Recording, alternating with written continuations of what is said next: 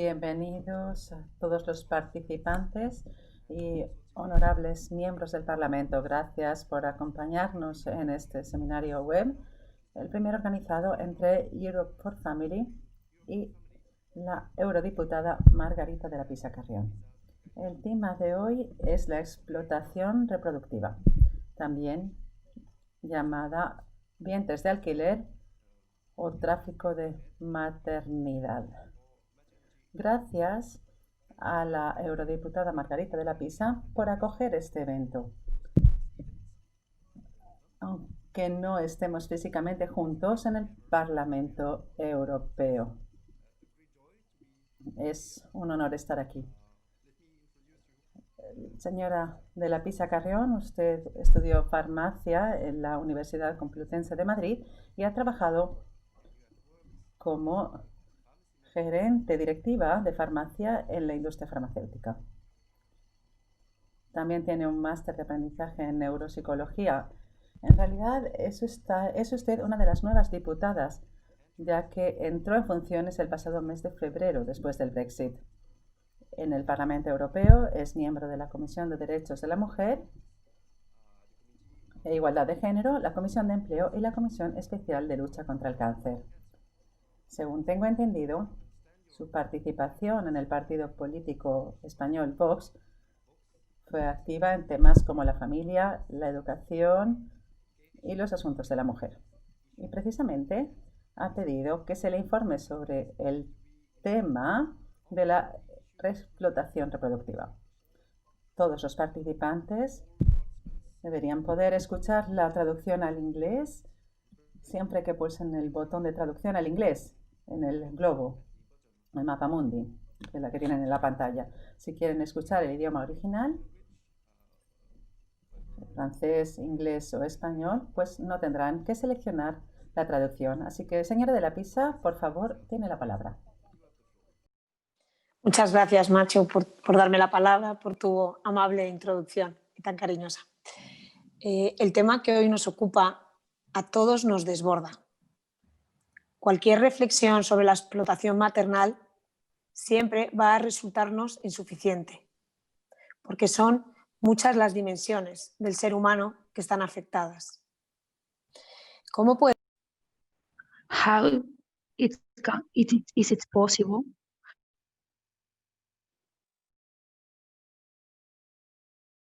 Una sociedad materialista y hedonista, donde todo puede comprarse, aunque nada acaba de satisfacer. En pleno siglo XXI se están vendiendo seres humanos. En pleno siglo XXI se está comercializando con el cuerpo de la mujer. Se está cosificando y transformando a los niños en mero objeto de deseo. Sí.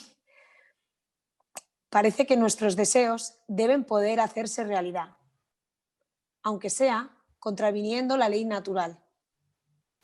Pero no contentos solo con eso, también queremos que With that, we also want that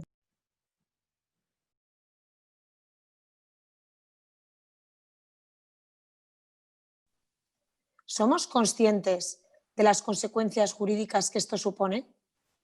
¿Nos damos cuenta de las consecuencias a nivel humano, antropológico, social, psicológico? ¿Entendemos qué pasos estamos dando y hacia dónde? ¿No estaremos jugando a ser Dios? Por no aceptar, por no confiar que lo que Él nos regala siempre supera incluso nuestros propios deseos, que siempre lo que Él nos da es un don, aunque a priori no sepamos verlo. Hoy tenemos la suerte de contar con Ot Mirkovic, portavoz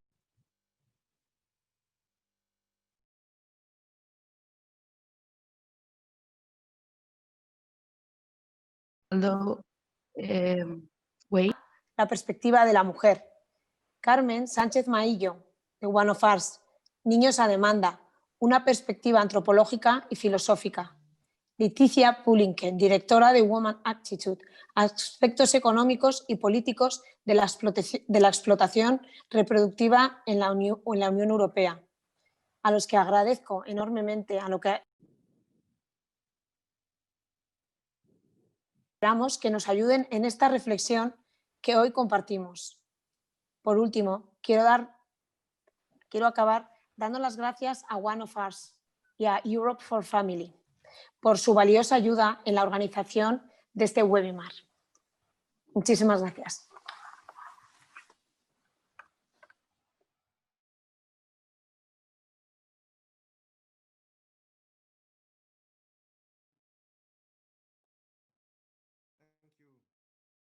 Nos acaba de decir, señor de la Pisa, este es un tema muy delicado, no solo porque involucra historias personales, sino también porque las cosas están cambiando en tiempo real.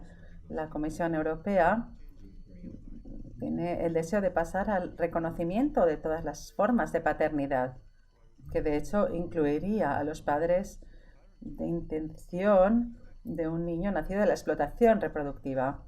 Esto es lo que la presidenta Ursula von der Leyen llamó reconocimiento mutuo de todas las formas de paternidad, añadiendo que según ella, si eres padre en un país, eres padre en todos los países. Y cito con esto el último discurso de Estado de la Unión. Ayer, en Bruselas, el comité de la AFET tuvo la oportunidad de condenar la explotación reproductiva en varias enmiendas de 3 grupos políticos distintos, EPP, ECR e incluso GUE. Pero la Comisión AFET decidió en realidad no votar, no tomar estas enmiendas en consideración.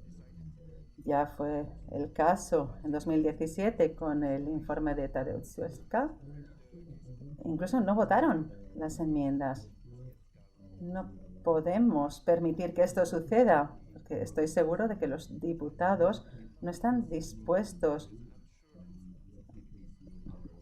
a despedir a las mujeres vulnerables atrapadas en la explotación reproductiva, pero debemos convencer a la gente y ser pedagógicos. Se presentará más información sobre los campos políticos durante el seminario web, así que manténganse atentos. Y ahora me complace presentarles a la profesora Od Mirković, portavoz de Abogados para la Infancia. La señora Od Mirković es doctora en Derecho y profesora asociada de Derecho Privado en la Universidad de Évry, en París.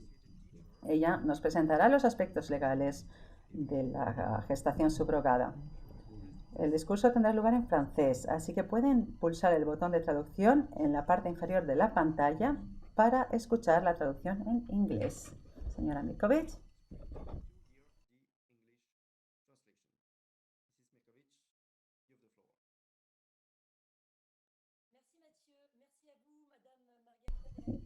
Gracias, Mathieu. Gracias, señora Margarita de la Pisa Carrión. Gracias a Europe for Family por su invitación.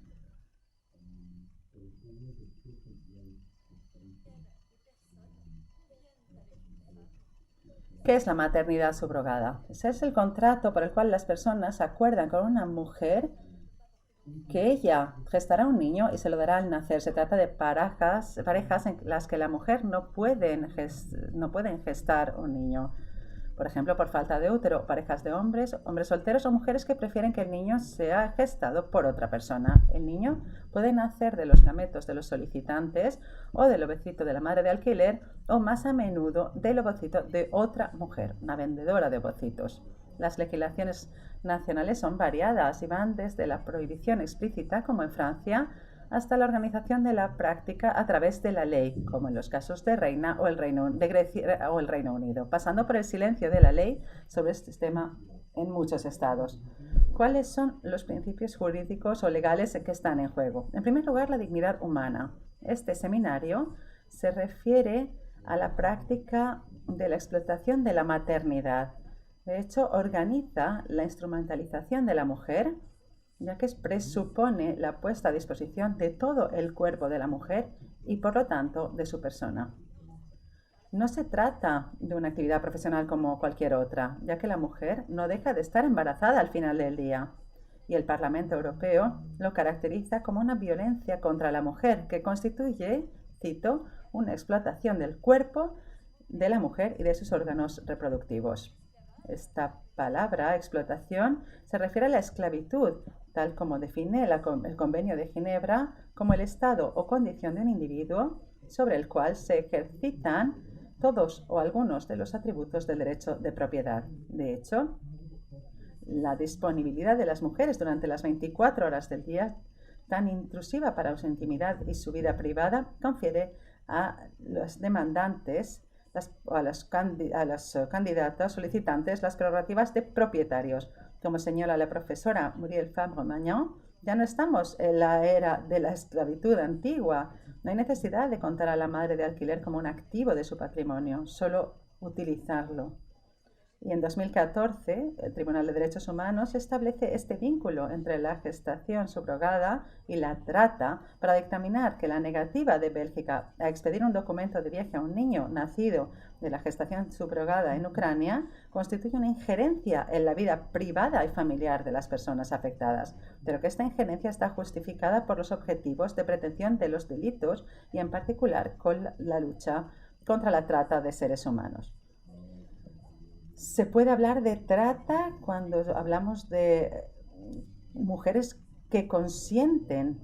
El Comité Francés de Ética explica que aunque no hay ética sin consentimiento, el consentimiento no es suficiente para dar a una acción su legitimidad ética. El sistema jurídico no puede aceptar el consentimiento como único criterio. Por ejemplo, la ley no puede permitir que una madre dé su corazón a su hijo, aunque así lo consienta. Por lo tanto, el consentimiento de la mujer, ya sea real o forzado, no puede justificar la explotación. La esclavitud voluntaria es probablemente la más pérfida porque la víctima no se queja. Por ello, en el derecho francés, los delitos que castigan las nuevas formas de tráfico incluyen las condiciones de trabajo o de alojamiento contrarias a la dignidad, aunque las personas explotadas puedan consentir o incluso estar satisfechas de su destino. La dignidad del niño también está en juego. Desafortunadamente, las buenas intenciones no cambian el contenido del contrato. El niño se encarga, se fabrica, se entrega. El que da a un niño está ejerciendo los atributos del derecho de propiedad. Ejerce la prerrogativa del propietario.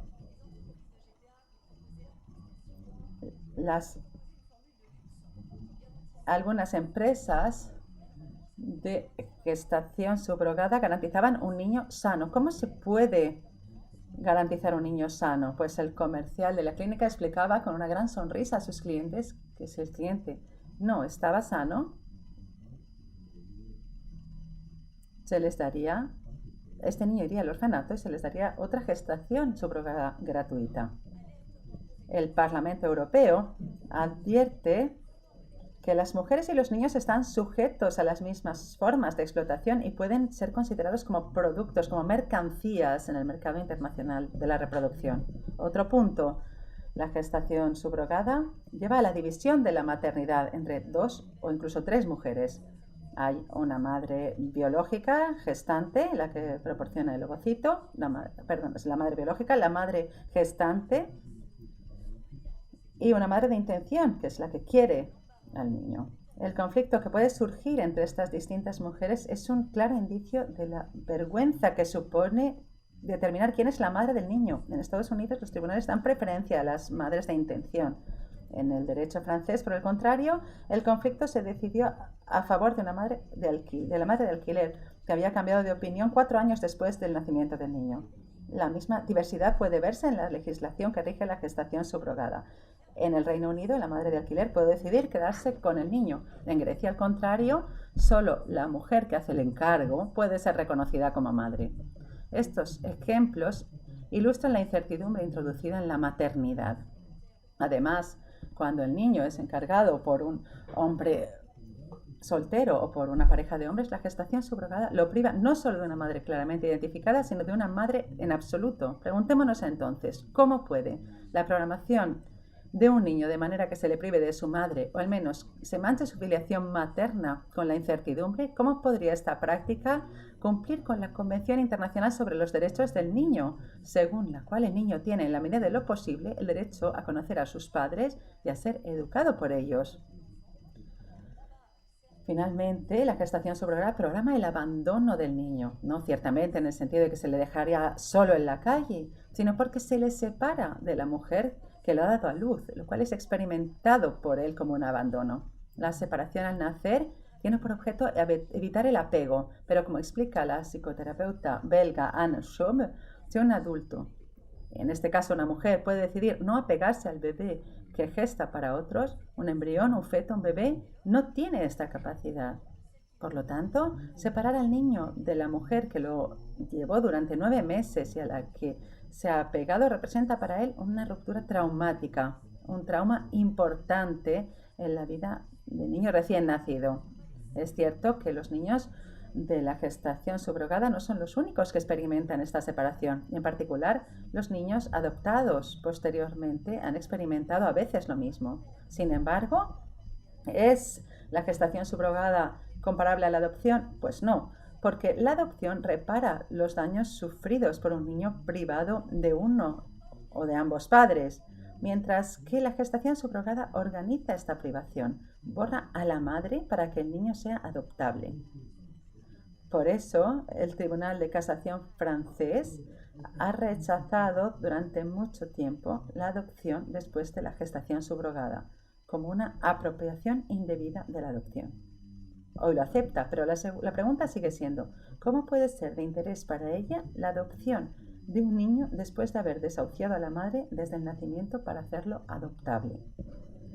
La Convención de La Haya sobre la Adopción Internacional prohíbe el reconocimiento de la adopción cuando el consentimiento de los padres biológicos se ha obtenido antes del nacimiento y o a cambio de un pago. Sin embargo, esto es precisamente lo que organiza el contrato de gestación subrogada, el compromiso de la madre de abandonar al niño tomado antes del nacimiento, incluso antes de la concepción, casi siempre a cambio de un pago. Por ello, en Dinamarca, el Tribunal Supremo acaba de rechazar la adopción de 2 niños procedentes de una gestación subrogada en Ucrania por la esposa del padre, porque la ley danesa prohíbe la adopción cuando la mujer que dio a luz ha recibido una remuneración. Como recordaron los jueces del Tribunal Supremo, esta ley tiene por objeto garantizar que los niños no sean tratados como objetos que se pueden comprar y pagar. El tema de la adopción nos lleva a aclarar la situación de los niños. Aclaremos una confusión. Los niños tienen una filiación que proviene de su certificado de nacimiento redactado en su país de nacimiento. Lo que algunos estados se niegan a hacer es escribir estos certificados extranjeros en sus registros nacionales de estado civil. En Francia, por ejemplo, el Tribunal de Casación se ha negado durante mucho tiempo a aceptar la inscripción. Expresó su negativa a respaldar el proceso de gestación subrogada, incluso cuando se lleva a cabo en el extranjero, y evitó alentar esta elusión de la ley francesa. Sin embargo, como lo declaró, la ausencia de transcripción no priva a los niños de la filiación materna y paterna que la ley californiana les reconoce ni les impide vivir con los cónyuges correspondientes en Francia. Como resume el Comité de Ética francés, el estado civil extranjero, sea cual sea, siempre puede utilizarse como tal como está en Francia. Esto permite que el niño viva con los padres de intención y tenga acceso a la atención y a la inscripción médica y a la inscripción en la escuela. Sin embargo, la confusión es muy grande incluso en el Tribunal Europeo de Derechos Humanos, que en 2014 condenó a Francia por la conclusión errónea de que la filiación extranjera de los niños no se reconocería en Francia, mientras que sí lo es, ya que los padres ejercen la autoridad parental, la patria potestad y ejercen la justicia en nombre de sus hijos. El Tribunal de Casación francés ha cambiado su jurisprudencia y acepta ahora la transcripción de los certificados, pero el resultado es que la prohibición legal se ve privada de eficiencia, ya que la justicia acepta enfrentarse a un hecho consumado, y todo ello en detrimento tanto de las mujeres como de los niños, que se ven privados de la protección que esta prohibición pretende proporcionarles. En un dictamen de 2019, el Tribunal Europeo aclaró su posición sobre la maternidad de intención. Esta exige que la legislación nacional ofrezca la posibilidad de reconocer una relación paterno-filial entre el niño y la mujer designada en el certificado de nacimiento como madre legal. Sin embargo, El Tribunal Europeo no exige la transcripción del certificado en los registros, ya que ese reconocimiento puede conseguirse por otros medios, como la adopción. Haré dos observaciones. En primer lugar, el Tribunal Europeo persiste en considerar que la filiación extranjera del niño no sería reconocida en el derecho interno, lo que no es exacto, no es correcto, como se ha explicado. En segundo lugar, el Tribunal reduce la filiación materna del niño al vínculo con la madre de intención y no tiene en cuenta en manera alguna la supresión de la filiación materna original del niño. Entonces, ¿cómo se puede conciliar esto con su propia jurisprudencia, según la cual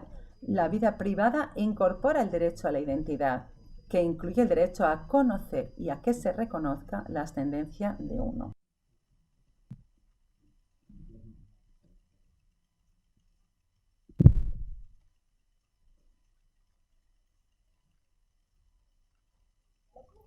El tribunal ignora la invasión de la vida privada del niño que resulta de esta privación de tu descendencia materna. Solo le interesa una maternidad de intención que los adultos han acordado entre ellos.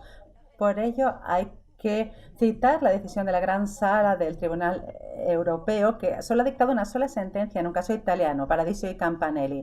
Los cónyuges italianos obtuvieron un hijo en Rusia a través de la gestación subrogada y figuraban como padres en el certificado de nacimiento ruso.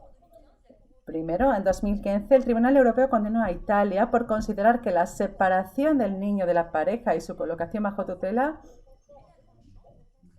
con miras a su adopción habían perjudicado la vida familiar de la pareja en cuestión. Por otra parte, la Gran Sala dictaminó en 2017 que en el presente caso no había familiar debido al carácter ilícito de la situación y a la ausencia del vínculo biológico entre la pareja y el niño. Esta interferencia se justifica por la protección del niño. La Gran Sala, en su evaluación de la situación, tiene en cuenta el origen ilícito de la situación, en este caso de la gestación subrogada. Para terminar, ¿qué se puede hacer para remediar estas violaciones de los derechos de las mujeres y los niños? Dejemos a un lado el espejismo de una supuesta gestación subrogada ética, porque la violación de la dignidad humana y de los derechos del niño no resultan de una u otra modalidad de gestión subrogada, sino del principio mismo de la utilización de una mujer como portadora, como gestante y la entrega de un niño. La naturaleza del contrato que organiza la disposición de un ser humano no se ve afectada por el hecho de que sea remunerado o no. La gestación de sustitución ética puede existir en la misma medida que existe el esclavismo ético. Una única solución es intervenir a priori. Uno de los medios es la represión penal por su efecto disuasorio y otro sería el compromiso de elaborar un instrumento jurídico internacional para la condena internacional de la práctica. Muchas gracias. Gracias, señora Mirkovic, por mostrar esta extrema complejidad legal de quién es la madre o el padre del niño y por plantear que la explotación reproductiva es claramente una forma de esclavitud y aún peor debido a las limitaciones o condicionantes físicos y psicológicos. Ahora hablaremos desde la perspectiva de la mujer con la señorita Caroline Roux. Caroline Roux es directora de Vita International, una ONG activa en el asesoramiento y el cuidado personal de las personas vulnerables. También participó en la red No Maternity Traffic, una coalición internacional que actúa para la prohibición de la explotación reproductiva. Una vez más, no olviden elegir la traducción si quieren escuchar el discurso en inglés. Y también lo pueden escuchar en el idioma original. Tiene usted la palabra, señorita Roux.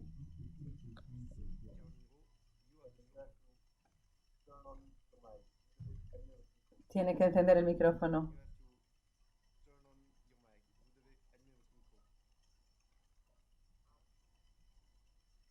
Bueno, muchas gracias. Gracias por invitarme a participar en este panel sobre la explotación de la maternidad. Bueno, gracias por esta invitación. Mi contribución se basa en nuestra experiencia en Alianza Vita de acompañar a mujeres y a parejas que se enfrentan a dificultades con la maternidad. Se trata ante todo de un enfoque humanitario que nos ha llevado a plantear importantes cuestiones éticas y humanas en torno a esta práctica de la gestación subrogada. Como la señora Mirkovic lo ha planteado, es importante ver que es la gestación subrogada en la realidad, una mujer que se compromete con remuneración o no a gestar a un niño para otras personas. ¿Qué es la gestación de sustitución o la gestación subrogada en realidad? La gestación subrogada es un proceso por el cual una mujer tiene un hijo por cuenta ajena, ya sea a título oneroso o no, y se compromete a entregarlo a los ordenantes al final del embarazo. La gestación subrogada ha sido objeto de titulares en los últimos años sobre la explotación de las mujeres pobres, especialmente en países como India, Tailandia o Ucrania,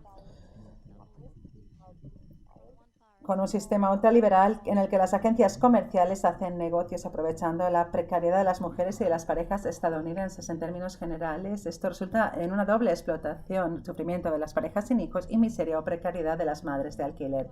¿Quiénes son las personas tentadas por la gestación subrogada? Mujeres que no pueden tener hijos en caso de infertilidad debido a disfunciones del útero, ya sea congénitas o accidentales tras un legrado después de un parto, un aborto espontáneo o un aborto por razones médicas en caso de extirpación del útero. Esta práctica también es reivindicada por hombres solos o parejas del mismo sexo para tener un hijo, por mujeres mayores o en países como en Estados Unidos, aunque todavía es poco común, para evitar que la mujer tenga un hijo. ¿Cuál es el proceso? Para evitar el apego de la madre de alquiler al niño que lleva o que está gestando, las agencias comerciales de gestación, de sustitución o subrogada promueven que no existe un vínculo genético con el niño, excepto en los raros casos en que se utilizan los ovocitos de la mujer solicitante. La práctica más común es utilizar los servicios de una donante de ovocitos seleccionada de un catálogo. En ambos casos, el resultado para el niño es una maternidad fragmentada que puede involucrar hasta 3 mujeres: la donante de ovocitos, la madre de alquiler y la mujer educadora, o la supresión total del vínculo materno en la educación cuando se trata de solicitudes masculinas. En otras palabras, esto conduce a un maltrato original y a una completa confusión biológica y jurídica en cuanto a la filiación de los niños nacidos de esta práctica. Para algunos solo sería una modalidad adicional de procreación médicamente asistida. Sin embargo, si Francia, España, Alemania y otros países lo prohíben formalmente, incluso por razones patológicas, es porque la gestación de sustitución implica una violencia particular para las mujeres y los niños. Esto no debe hacernos subestimar la inmensa prueba de descubrir la incapacidad de tener un hijo. Es muy importante que podamos escuchar y acompañar el sufrimiento de las mujeres y las parejas, como hacemos en nuestro servicio de ayuda y escucha SOS Bebé. Sin embargo, el deseo tiene límites cuando infringe los derechos de otras personas. Es importante recordar en este punto que no existe un derecho al niño. De lo contrario, se equipararía al niño con una cosa. Hoy en día vemos que la oferta crea la demanda y al hacerlo debilita la conciencia de que la gestación subrogada plantea cuestiones cruciales de derechos humanos. El de provocar intencionalmente, de manera premeditada, el abandono del niño para entregarlo a otras personas, usar el cuerpo de una mujer durante 9 meses y luego hacerla desaparecer de la vida del niño, la de comercializar al niño, el objeto del contrato. Todas estas son puertas abiertas a la explotación y al abuso insidioso.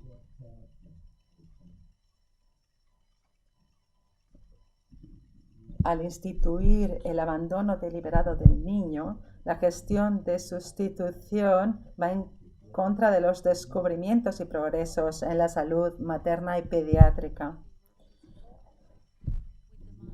Las observaciones realizadas durante varias décadas en torno al embarazo muestran la importancia y la riqueza de los vínculos fisiológicos y emocionales creados entre la madre y el hijo, hasta el punto de que estas interacciones conforman los datos genéticos del niño, lo que se conoce como epigenética.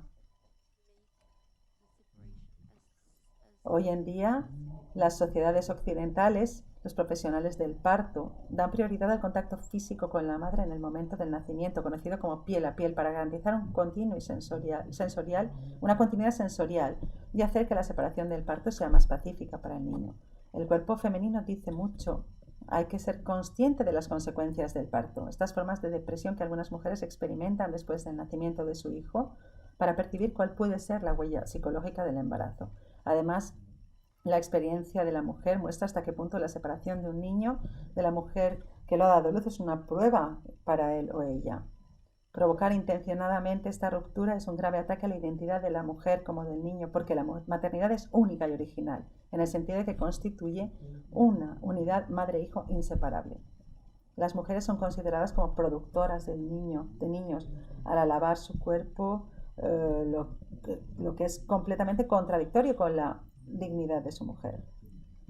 La gestación subrogada se presenta como una nueva forma de explotación del cuerpo de una mujer. La portavoz de una asociación francesa que ayuda a las mujeres en la prostitución dijo lo impresionada que estaba por las similitudes con el sistema de la prostitución. La cito: la libertad individual y el consentimiento se plantean, mientras que esto obviamente niega todas las realidades económicas, sociales y machistas, así como las desigualdades de condición, ya que las mujeres necesitan dinero y este fenómeno es el fenómeno que encontramos en la reproducción subrogada. Hay que ser claros, con la gestación subrogada las mujeres se someterán a la dominación de los demandantes, lo que equivale a todo este proceso de esclavitud moderna de la que estamos hablando. El Comité Nacional de Ética en Francia analizó los contratos de gestación subrogada y destacó algunos artículos. En particular, decía que la madre de alquiler debe aceptar el seguimiento médico requerido por los solicitantes.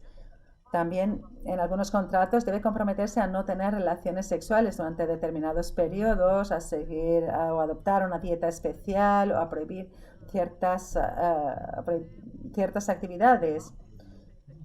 Esto es un gran condicionante para la libertad de las mujeres, y luego debe aceptar el aborto selectivo a petición de los ordenantes, si no quieren gemelos o trillizos, o si se detecta una discapacidad. Y por último, debe renunciar a todos los derechos del niño después de su nacimiento. Los niños se convierten en un objeto de contrato con un control de calidad excesivamente estricto por parte de los demandantes, lo que da lugar a prácticas de eugenismo. Y lo que hace unos años destacó el caso de la pequeña Gami en Tailandia, que nació con síndrome de Down, y esto causó un escándalo mundial. ¿Y por qué? Pues porque la pareja australiana que la había encargado la rechazó y se la dejó a la madre gestante, quedándose solo con su gemela. Y se fueron a Australia con solo uno de los niños. En conclusión, algunos argumentan que la gestación subrogada podría ser aceptable y ética en algunos casos. Odd lo ha dicho anteriormente, pero quiero añadir que se trata de una trampa, una oposición ficticia entre una gestación subrogada que fuera altruista y una gestación subrogada que es comercial. Hay que ver la apreciación moral de la gestación subrogada desde el punto de vista del dinero, pero el verdadero problema de la gestación subrogada es la situación del niño y la situación de la madre gestante. Además, las consecuencias no son menos graves cuando se trata de un proceso gratuito o con una compensación. por una persona del entorno, una persona cercana, una abuela, una madre, una tía, una hermana o una cuñada. La confusión y la presión afectiva es todavía más fuerte en esos casos y plantea muchísimos problemas. Así que en realidad el problema de la gestación subrogada es la propia gestación subrogada. Y el único enfoque realista que podemos ver hoy es comprometerse a luchar contra esta forma de tráfico humano a nivel nacional e internacional. Por eso Europa y los políticos europeos o los responsables europeos tienen una gran responsabilidad en el tratamiento de esta cuestión para afirmar los derechos humanos y sobre todo los derechos de las mujeres y de los niños. Si no, el ser humano se va a convertir en mercancía para otros seres humanos. Y la pregunta principal o la cuestión que nos tenemos que plantear hoy principalmente es la cuestión de las voluntades individuales. No tenemos que abdicar del derecho y de la dignidad de las mujeres, de los derechos de las mujeres y de los niños. Muchas gracias.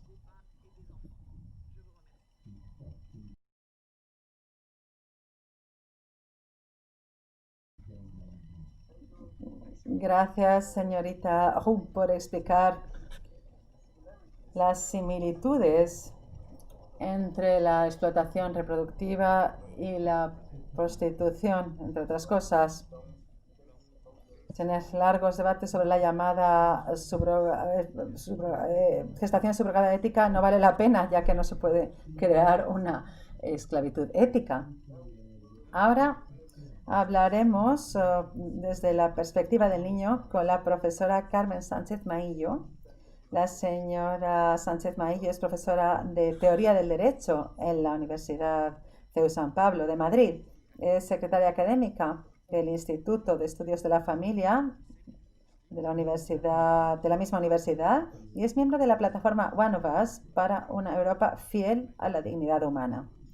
Este discurso se presentará en español, así que quizás tengan que pulsar el botón de traducción en la parte inferior de la pantalla para escuchar la traducción en inglés. Señora Sánchez Maillo, le paso la palabra.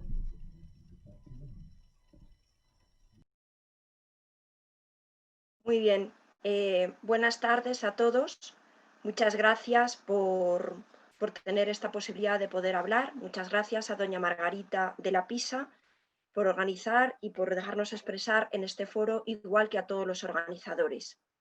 Mi ponencia se titula Niños a demanda, una perspectiva antropológica y filosófica. Mi reflexión se centra en la perspectiva del bebé que viene al mundo fruto de una fecundación in vitro junto con un contrato para un vientre de alquiler. Quiero ser en este momento la voz de esa persona que es convocada a la vida como resultado de un proceso de producción al que se suma una compraventa, una operación comercial para su gestación. Creo que es razonable preguntarse, ¿es este un modo humano y digno de nacer, de ser convocado a la existencia? ¿Podríamos por un momento ponernos en su piel y preguntarnos, ¿cómo te gustaría venir al mundo? Considero que los niños convocados de este modo son sometidos a desigualdad desde el momento mismo de su concepción y de su gestación. Se les impone siempre la ajenidad y a veces el anonimato de la madre que les ha llevado en su seno durante 9 meses, quien les ha donado su sangre y su cuerpo, su alimento, aquella que ha escuchado los primeros latidos de su corazón, que ha cobijado su crecimiento, su movimiento durante todo el embarazo. Toda persona que se pare a pensar tan siquiera un momento en el vínculo materno-filial que se genera en el embarazo, se dará cuenta de lo inhumano y antinatural que resulta esta práctica legalizada en el siglo XXI. Obliga al nacido a iniciar su existencia en un vientre que será ajeno a su destino y entorno familiar. Es importante insistir en este punto. Es una obligación que se impone al convocado a la existencia de este modo. Se le obliga a gestarse en un lugar que ya no es necesariamente materno, un lugar ajeno a la diferencia del resto de los hombres durante toda su historia. ¿No es esta una discriminación? ¿Es compatible con su carácter de persona única e irrepetible esta circunstancia? La legalización de los vientres de alquiler en algunos países europeos como Reino Unido, Grecia o en otros países como Rusia, Australia, Estados Unidos, India, son una práctica que supone una involución civilizatoria. Es una auténtica vuelta atrás en el decurso de la civilización occidental. Ya el derecho romano establecía que había res extra commercium. Eran aquellos bienes que quedaban fuera de los negocios jurídicos y que, por tanto, no podían ser objeto de ningún contrato o acuerdo. Esta sabia y antigua limitación indicaba que el comercio también tenía límites y que había realidades que debían estar fuera del comercio. Y, sin embargo, en pleno siglo XXI está permitido y legislado el comercio relativo a la gestación de seres humanos, acercándose de forma evidente a una de las mayores lacras del mundo antiguo, esto es, la esclavitud de seres humanos. Podemos considerar esta práctica la nueva esclavitud del presente siglo. Si es legal el comercio de los vientres femeninos, ¿en qué lugar quedan las prohibiciones de comerciar con órganos humanos? Los riesgos de generalizar el comercio de aspectos personalísimos y corporales resultan evidentes. Solo la prohibición absoluta de comerciar con cualquier aspecto del cuerpo humano garantiza libertad a los débiles en un mundo globalizado. La persona no es cosa, esto es evidente, por ello no debe ser tratada como tal. La persona mantiene su dignidad intacta, esté como esté su vida, concebida, anciana, enferma o discapacitada, incluso tras su muerte. Si por el contrario la persona es tratada como cosa, se entra en la lógica de la producción, como si de una mercancía se tratase. Y la consecuencia es que si tiene un defecto, puede ser objeto de desecho. Esta consecuencia no es una hipótesis, ya ha tenido su verificación en la realidad, ya se ha hecho posible. Este fue el caso de Pataramon Chuambua, mujer tailandesa a quien se le contrató para que gestara un ser humano, quedó embarazada de gemelos, uno de los cuales tenía desde su concepción síndrome de Down, motivo por el cual los padres no quisieron hacerse cargo de él. La Fundación One of Us Want to take care of him. So in 2016, gave her an award because she wanted. Otro caso real es el de dos varones que son pareja, acuden a Estados Unidos para contratar un vientre de alquiler bajo las siguientes circunstancias. Cada uno de ellos fecundará con su material genético un óvulo de la misma mujer. Ellos volvieron a su país con dos niños, hermanos de madre biológica y gestante, pero de padres distintos. Los dos casos expuestos nos hablan de que el hecho de tener hijos por esta técnica, que suma a la fecundación in vitro el alquiler de vientre materno, cosifica e instrumentaliza tanto a la criatura que va a nacer como a la madre que gesta por contrato, instaurando un proceso de producción y una lógica de que todo deseo humano That every desire must be a right.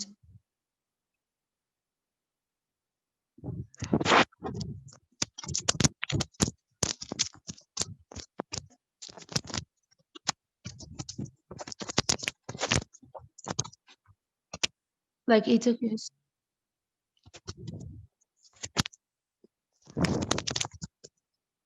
The interest of the child is en sus condiciones materiales, afectivas y que le permitan vivir dignamente y alcanzar el máximo bienestar. El interés superior del menor aparece en normativa internacional y estatal como criterio para tener en cuenta en cualquier medida que afecte a un menor. La Convención de los Derechos del Niño, adoptada por la ONU en el año 1989, proclama en su artículo 3 que en todas las medidas concernientes a los niños que tomen los tribunales, las autoridades o los órganos legislativos, una consideración esencial debe ser el interés superior del niño. En este mismo sentido, el interés superior del menor es un principio recogido tanto en las constituciones como en las leyes de protección del menor en los países europeos. Estas legislaciones establecen que el interés del This legislation established que pueda concurrir. Profundizando en esta cuestión, la ley del menor, por ejemplo, en España, incluye una serie de criterios que deben valorarse, como las necesidades materiales, físicas, educativas y también emocionales y afectivas, así como la consideración de los deseos, sentimientos y opiniones del menor. El menor tiene derecho a ser informado, oído y escuchado, y en este momento yo pretendo ser su voz. Teniendo en cuenta este principio internacional del interés superior del menor, me pregunto y pregunto a ustedes, si con la práctica del vientre de alquiler no queda dañado este interés del menor. ¿Se cosifica su vida? ¿Dónde queda la posibilidad de que conozca a la madre que le gestó y quizá también a quienes donaron su material genético si es distinto de quien le cría? ¿Cómo puede ser escuchada la voz y los intereses legítimos de aquella persona que viene al mundo fruto de la práctica de un vientre de alquiler? ¿Quién le asegura el derecho a conocer sus orígenes biológicos a quien es convocado así a la vida? El hecho de que en algunos países europeos se permita la práctica de los vientres de alquiler supone una ruptura antropológica y cultural con las raíces grecolatinas y cristianas de Europa, rompiendo con la protección que ya el derecho romano concedía al nasciturus, rompiendo también con la reflexión sobre un orden en la naturaleza que nos lega la filosofía griega, y rompiendo con el concepto de persona y dignidad que heredamos de la antropología cristiana.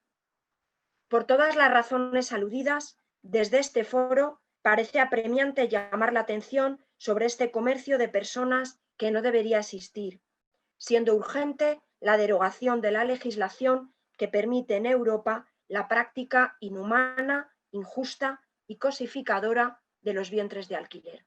Muchas gracias.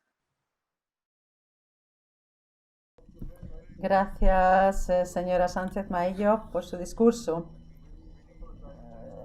Nos disculpamos por los problemas de conexión que algunos están teniendo. Bueno, vamos a intentar solucionarlo todo. Bueno, señora Sánchez Maillo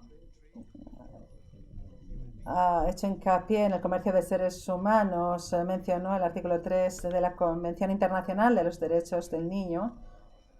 Muchas gracias. Como ya se ha explicado anteriormente, el artículo 7 también establece que los niños deben conocer a sus padres en la medida de lo posible.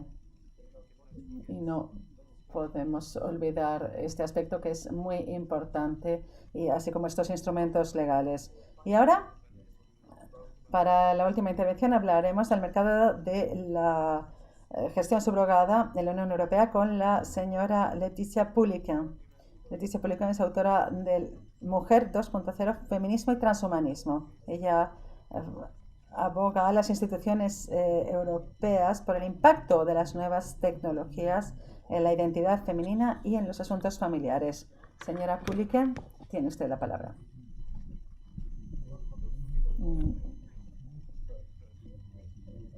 Gracias, muchas gracias, Mathieu. Muchas gracias, señora de la Pisa, por ser la anfitriona de este importante evento. Es un evento único, pero espero que tengamos muchas otras oportunidades para hablar sobre la explotación reproductiva. Damas y caballeros, honorables miembros del Parlamento que están presentes entre el público, les agradezco mucho su presencia. Hoy me gustaría tratar aspectos muy importantes, los aspectos económicos de la explotación reproductiva, así como los retos políticos de los próximos años, y especialmente en este mandato, como hemos observado y como Mathieu ha mencionado al principio de este seminario web. Ya que es en otras palabras un atisbo de evidencia de que la Comisión Europea está realmente dispuesta a hacer posible en los 13 Estados miembros de la Unión Europea la prohibición de la práctica de la gestación subrogada. Voy a empezar con mi presentación y voy a compartirla con ustedes para hacerla lo más llamativa posible. Supongo que pueden verla. Adelante.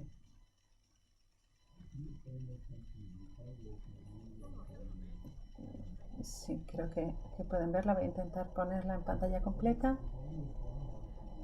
Aquí. Mathieu, ¿va todo bien? Sí, estupendamente. Gracias. Bueno, pues vamos a ver los aspectos económicos y políticos. Primero, veamos de qué tamaño de mercado y de qué previsión estamos hablando. Primero, tenemos que darnos cuenta, y esto se ha dicho muchas veces, hablando de los casos de Australia y de Tailandia, de que este mercado es altamente internacional y que en realidad ha creado todo un ecosistema, un enorme negocio lucrativo que muchos tipos de empresas intentan aprovechar. En este mapa pueden ver en azul oscuro los países del mundo que permiten todas las formas de gestación subrogada. En azul grisáceo, los que no tienen regulaciones legales, y aquí tenemos a Bélgica específicamente. En turquesa, solo donde la gestación subrogada altruista es legal, y veremos cómo la altruista no significa nada, ya que permite una compensación que es lo mismo que un pago.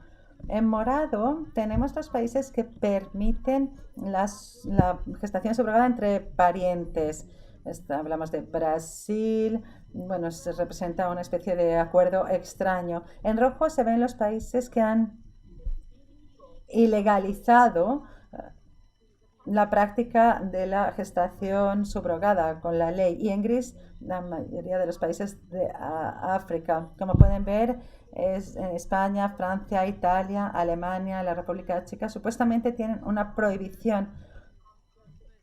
Pero, sin embargo, esto está sucediendo en su propio territorio, ya que los niños que nacieron de madres... Ha habido niños que han nacido de madres de alquiler en el extranjero, y los países han reconocido los certificados de nacimiento de estos niños con argumentos falsos, pero muy falaces. Debo recordar que 30 estados lo han legalizado. Y algo que tenemos que tener en cuenta es que hay una gran variedad de compensaciones, indemnizaciones para las madres de alquiler o las llamadas gestantes, que van desde los 4.000 en India hasta los 20.000 aproximadamente en Estados Unidos por bebé.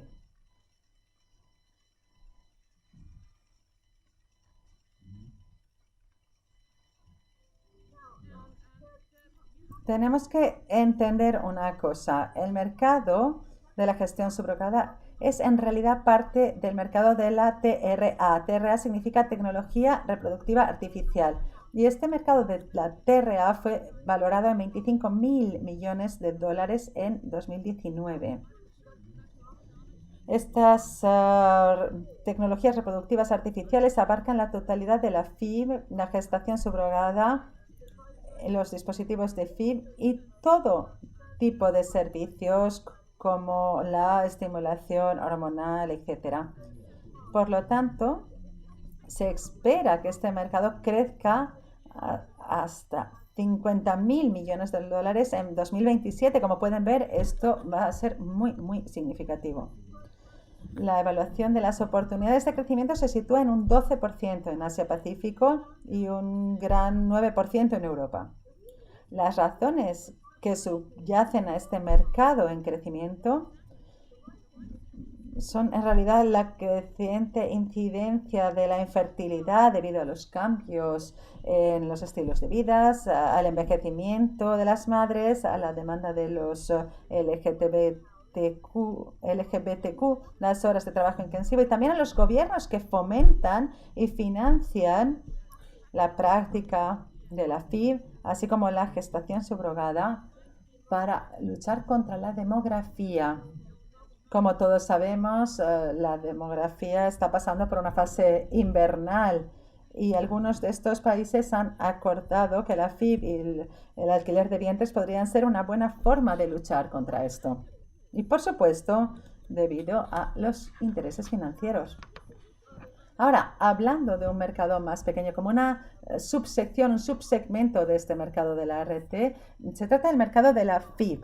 Los ingresos del mercado de la FIV fueron de 18.000 millones de dólares en 2019 y su proyección es de 38.000 millones de dólares para 2027. Hemos financiado una investigación de una empresa consultora estadounidense para obtener más especificidades sobre la gestación subrogada. Así que tenemos los ingresos del mercado de ART y de FIV y de los ingresos de la gestación subrogada. Finalmente, cuando hablamos solo de gestación subrogada, lo que podemos decir es que ha sido muy difícil averiguar las cifras. Es un mercado muy subjetivo y protector y las agencias de gestación no publican sus cifras. Lo que podemos ver en este punto es que probablemente si tomamos las cifras de la ART de 25.000 millones de dólares, si restamos 18.000 millones de dólares de FIV y otros 800 millones de dólares en el mercado de los dispositivos de FIV, si esta ayuda no está ya incluida en el mercado de la FIV, entonces podríamos llegar o pensar en un mercado de gestación subrogada en 2019 de 6.700 millones de dólares solo en gestación subrogada. Si nos adentramos en los países y profundizamos en los detalles, a la derecha tenemos una publicidad, un anuncio en un sitio web que intentaba anunciar el hecho de que Ucrania y Laos eran países muy baratos, países donde podemos encontrar la gestación subrogada más barata, de menor coste. Se puede ver que Georgia está en lo más alto y en lo más bajo, porque si tenemos la garantía, un nacimiento garantizado de un bebé, vamos a gastar 60.000. Si queremos, en cambio, un donante de FIV Extenda, son solo 42.000. Por eso este mercado es realmente difícil de entender y de abarcar. Desde 1970, Estados Unidos es el primer país con prácticas de gestación subrogada. Más de 40.000 nacimientos hasta la fecha y muchos de ellos son para extranjeros. Podemos estimar que los nacimientos son de 3.000 nacimientos al año, si no más. La gestación subrogada en Estados Unidos cuesta entre 110 y 170.000 por niño, por un paquete completo de embarazo positivo. Esto significa que tenemos una garantía total de tener un niño.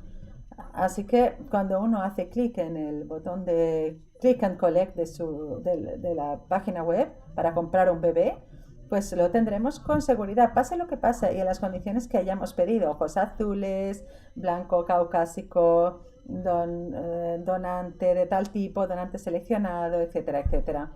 India tiene la reputación de ser un país de bajo coste. Tiene 1.000 clínicas y supuestamente solo para residentes. Están tratando de cambiar la ley, pero desafortunadamente todavía nos llegan noticias de que este mercado es en un 99% para la exportación.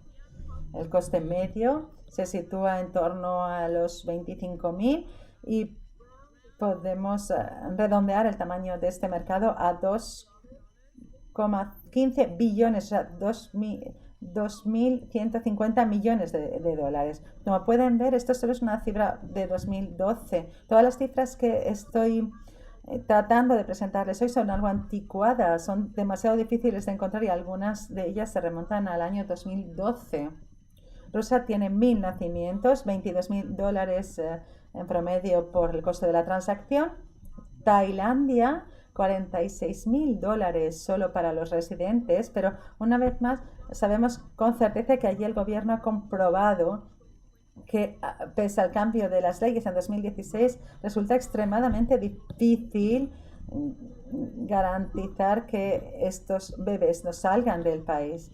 Ucrania es en realidad el nuevo refugio de la subrogación, de la maternidad subrogada, con 1.000 nacimientos, y Biotex declara 500 nacimientos al año solo con esta agencia de gestación subrogada. Cuesta entre 44.000 y 70-80.000. Y las madres de Ucrania cobran alrededor de $15.000 por nacimiento. En Georgia,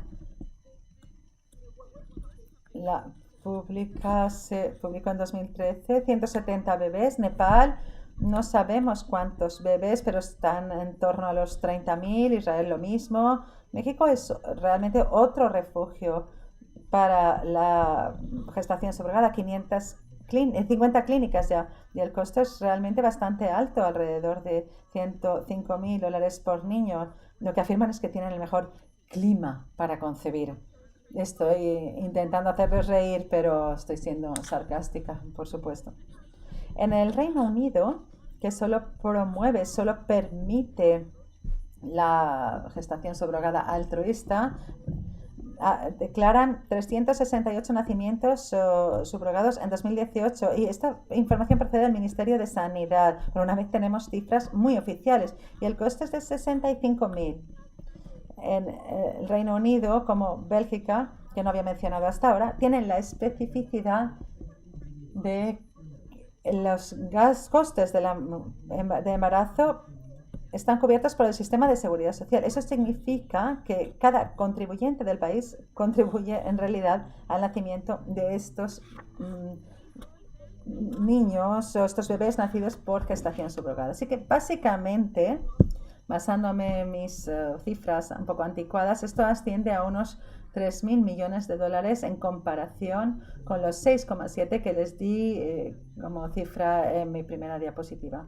La discrepancia, la diferencia se debe de nuevo al secretismo que hay detrás de estas prácticas. Detrás de todo el mercado de la gestación subrogada hay un enorme ecosistema que constituye el enorme y lucrativo pastel, la cosecha de óvulos, alrededor de 3.000 por ciclo, con un almacenamiento fetal anual de 250. Solo en España, una mujer que dona ovocitos puede recaudar alrededor de 1.000 euros. En Bélgica, donde solo se permiten las donaciones altruistas, es decir, no hay venta de partes del cuerpo, las mujeres belgas o las estudiantes, porque eso es lo que hacen, pueden recaudar entre 500 y 2.000 euros por ciclo, donde se recogen hasta 6 o 7 ovocitos. Recogida de esperma, muy barata, $50 en India, $2.000 en Estados Unidos por espécimen. De acuerdo con la selección, si has ido a Harvard, eres blanco caucásico, de ojos azules, entonces podrás beber tu esperma muy caro. La selección del genoma puede ser de hasta $8.000 por genoma. Sin embargo, este coste está bajando drásticamente por la tecnología, el Big Data y la potencia de los ordenadores o informática. La interrupción del embarazo, la histerectomía, la pérdida de capacidad reproductiva, todo esto está previsto en el contrato, en el acuerdo de gestación subrogada, lo que demuestra claramente que la madre de alquiler está asumiendo riesgos. He mencionado los instrumentos y dispositivos para mejorar las tasas de resultados de la FIB, y esto representa un importe global de $800 millones que aumenta diariamente. Los laboratorios farmacéuticos con hormonas, antidepresivos, los laboratorios de investigación, con secuenciación del genoma, selección de embriones, modificaciones de embriones, todo esto representa una gran industria farmacéutica y es muy importante, es crucial para ellos concentrarse en seguir impulsando este negocio. Muchos otros proveedores de servicios, aseguradoras, abogados, bancos con sus préstamos, psicoanalistas, demuestran que hay toneladas, montones de mujeres que sufren de PTSD, de síndrome postraumático, al renunciar a sus bebés y que necesitan ayuda. Estas empresas privadas, es muy interesante saber que las empresas privadas ofrecen beneficios de maternidad subrogada a sus empleados. Por ejemplo, las fuerzas de ventas. Si usted está dispuesto a tener un bebé a través de un acuerdo de gestación subrogada, le pueden ofrecer hasta $10.000, en Facebook hasta $20.000. Como han comprendido, todos estos aspectos económicos son en realidad subyacentes a los cambios políticos, a los desafíos políticos que deben plantearse en la Unión Europea. Por lo que se trata de una transición muy brusca, y me disculpo por abarcar de esta manera un poco burda los temas tan importantes, pero es posible que comprendan las complejidades entre el dinero y las políticas. La UE debe defender la no discriminación, debe impedir el tráfico de la maternidad, pero lo que sucede ahora es que estamos encontrando pruebas de que la Unión Europea, especialmente la Comisión Europea, el Tribunal de Justicia de la Unión Europea, están en connivencia con esta práctica y este mercado. Ursula von der Leyen, justo en septiembre pasado, dijo: voy a impulsar el reconocimiento mutuo de las relaciones familiares en la Unión Europea. Si eres padre en un país, entonces eres padre en todos los países. La comisaria Vera Jourova por los valores y la transparencia, así como Elena Dalli, el comisario de Igualdad, presentó una estrategia justo en noviembre pasado. Dijeron que debido a las diferencias en las legislaciones nacionales de los Estados miembros, los lazos familiares pueden no ser necesariamente reconocidos. Cuando las familias del arco iris crucen las fronteras internas de la Unión Europea, la Comisión presentará una iniciativa legislativa sobre el reconocimiento mutuo de la paternidad. Por lo tanto, bajo el disfraz de la no discriminación, se debe permitir a todas las formas de familias practicar todo tipo de gestación subrogada, crear una paternidad falsa y discriminar a esas mujeres vulnerables. El Tribunal de Justicia de la Unión Europea, en la sentencia Kuman, relativa a una pareja rumana que llevó el asunto ante el Tribunal de Justicia de la Unión Europea en 2018, declaró que las constituciones nacionales no pueden prevalecer sobre el derecho a las filiaciones ya reconocidas en otro Estado miembro, imponiendo así las consecuencias jurídicas de todas las formas de unión en toda la UE. Más allá de la UE, de los Estados miembros y de la zona euro, tenemos la Conferencia de la Haya, de Derecho Internacional Privado. La Conferencia de la Haya, no sé si lo saben, pero siempre ha estado trabajando en un derecho privado, en la armonización del derecho privado en 84 países miembros. Lo que está haciendo ahora mismo en el proyecto Paternidad/Gestación Subrogada es que en los últimos 10 años ha estado trabajando y terminará en marzo de 2021 para proporcionar un marco que reconozca la paternidad de los futuros padres de los padres de intención a expensas de la madre biológica o del donante de esperma/ovocitos. Esto es lo que hace en realidad la Conferencia de la Haya. Está promoviendo la gestación subrogada sin ninguna consulta pública. De ahí mi llamamiento a la acción para los miembros del Parlamento que escuchen mi discurso. Lo que recomiendo humildemente es: 1. El Parlamento Europeo, en todos sus informes y siempre que sea posible, incluyendo el informe Santos que Matthew les ha presentado, el informe de los derechos humanos y la democracia en el mundo en 2019, debería introducir y adoptar una condena firme de la gestación subrogada por parte del Parlamento Europeo. Esto es una. Tenemos que trabajar en esto y estaría muy agradecida si ustedes pudieran comprobar sus correos antes de hacer sus recomendaciones de voto. Segundo, animar a la Comisión Europea a que haga de la explotación de la reproducción y de los contratos de embarazo un asunto de política legal, ya que detenga definitivamente el tráfico de la maternidad en la Unión Europea para todos los niños nacidos dentro o fuera de la Unión Europea. Y en tercer lugar, a nivel nacional, los miembros del Parlamento pueden preguntar a sus propios gobiernos con respecto a la Conferencia de La Haya cuál es su postura en este proyecto de paternidad y maternidad, porque están tomando decisiones en su nombre y en el nombre de los ciudadanos de sus países. Y estas decisiones van a ser vinculantes. Es realmente importante, fundamental, que hagamos todo esto público y que lo expongamos.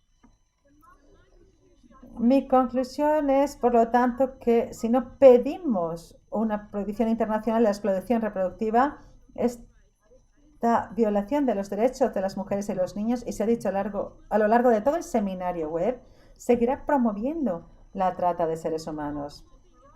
El acoso y el hostigamiento a las madres que dan a luz en empresas. Las madres de empresas públicas o privadas son acosadas, intimidadas, y esto continuará porque las empresas propondrán cada vez más la paternidad subrogada, solo para asegurarse de que las mujeres se convierten en un agente económico y que dejan de ser un peso para las empresas debido a sus embarazos. La pregunta para la generación más joven es: ¿será posible que una joven se convierta en una madre ecológica, dando a luz de forma natural, dando a luz a un bebé no seleccionado o modificado genéticamente? Y esto podría ser posible, como el señor Tolichovsky dice, de la Agencia de Servicios Biotech. En algún momento no necesitaremos más mujeres, tendremos úteros artificiales. Les agradezco mucho que hayan escuchado el discurso y por tomar medidas. Gracias, señora Pouliken, por hablar del poder de los intereses financieros. Es tan chocante, tan sorprendente entender que los bebés se compran en un mercado internacional, en realidad. Gracias también por llamar a la acción a los diputados, ya sea a nivel nacional en cuanto a la Conferencia de La Haya o dentro de las instituciones europeas. Estoy seguro de que tiene algunos comentarios personales que quizá quiera compartir con nosotros, señora de la Pisa Carrión, tras escuchar estos discursos. Por favor. No olvide encender su micrófono. Gracias.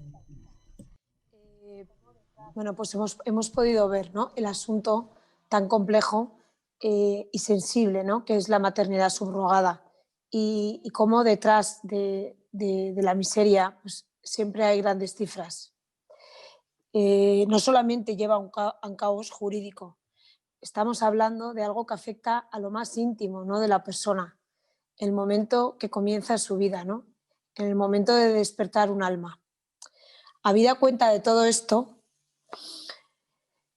se ha puesto de manifiesto la necesidad de asumir la responsabilidad de seguir profundizando en la maternidad subrogada, pero en otro montón de líneas abiertas, ¿no?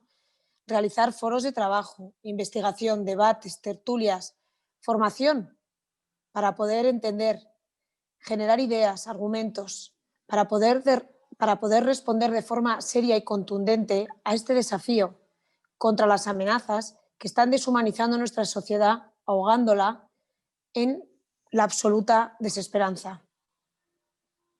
Esto solo lo podemos conseguir juntos, fieles a los valores humanistas y trascendentes, que son la base de nuestra cultura. En este sentido, quiero invitar a mis compañeros eurodiputados a que se posicionen a favor de la dignidad de la persona y muestren este compromiso en la vida política del Parlamento Europeo y unamos fuerzas en esta lucha.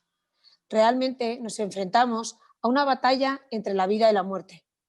En ocasiones, las personas se preguntan qué hace realmente la Unión Europea. Ahora tenemos una oportunidad de actuar contra una nueva forma de explotación. No podemos quedarnos callados.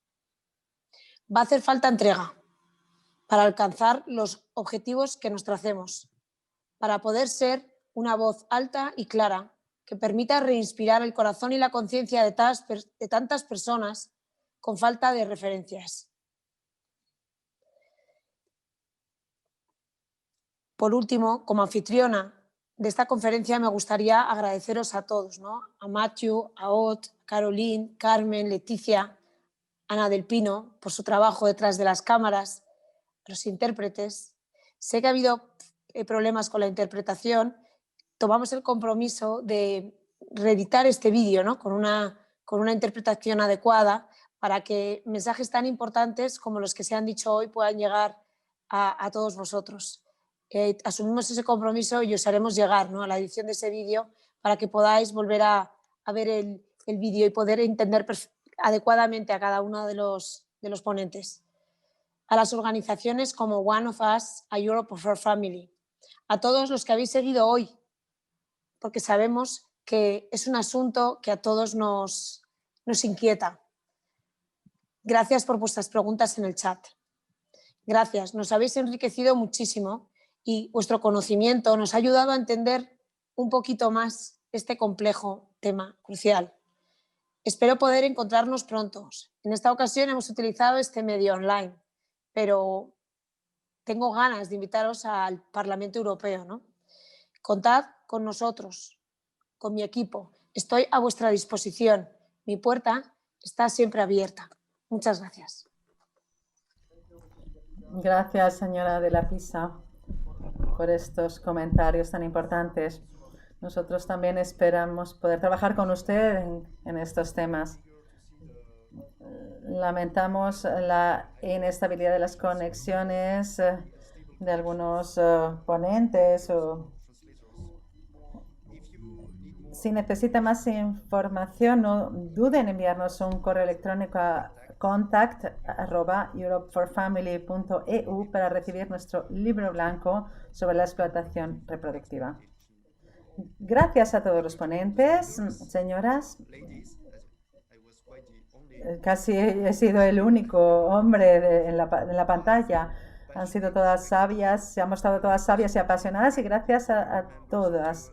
También agradezco a los demás diputados que no han hablado en directo, pero que han asistido a este seminario web. Y nos alegrará verlos en otro evento futuro del Parlamento Europeo, quizás físicamente. Gracias a todos y buenas tardes. Que tengan un buen fin de semana. Adiós.